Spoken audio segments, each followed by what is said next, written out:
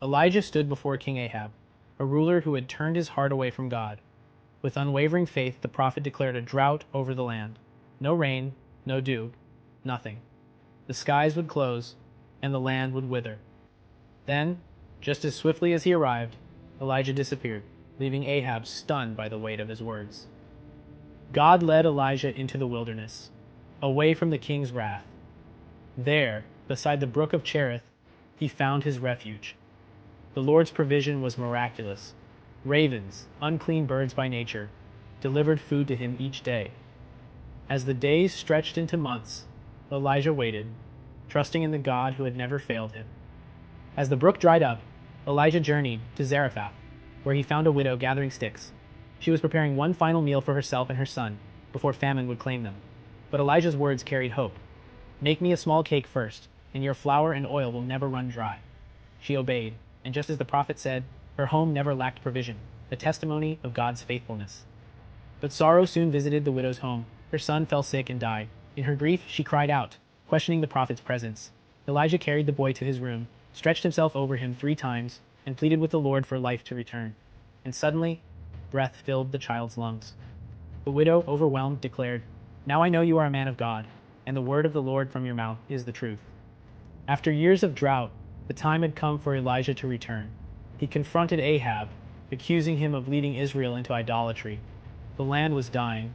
The people had turned to Baal, and God's judgment was upon them. Elijah called for a test, one that would settle once and for all who was the true God.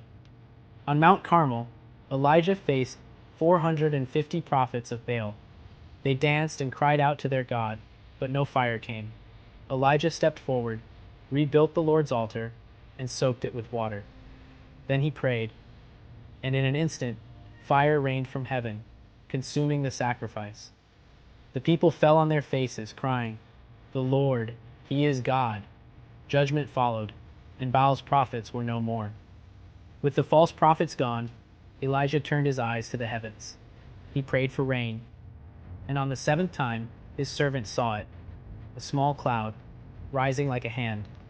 It grew, darkened, and soon the sky opened, drenching the thirsty earth. Ahab fled, but Elijah, strengthened by the Lord, ran ahead of the king's chariot, a sign of divine power and urgency. Jezebel, enraged by the loss of her prophets, swore vengeance on Elijah.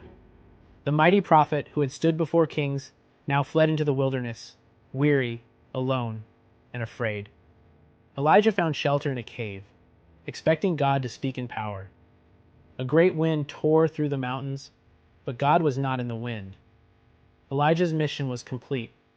As he walked with Elisha, suddenly a chariot of fire appeared, separating them. In an instant, Elijah was lifted into the heavens, never to taste death. His mantle fell to Elisha, a sign that the work of God would continue. And so the prophet who stood before kings, who called fire from heaven, and who walked in the presence of God, was taken into glory.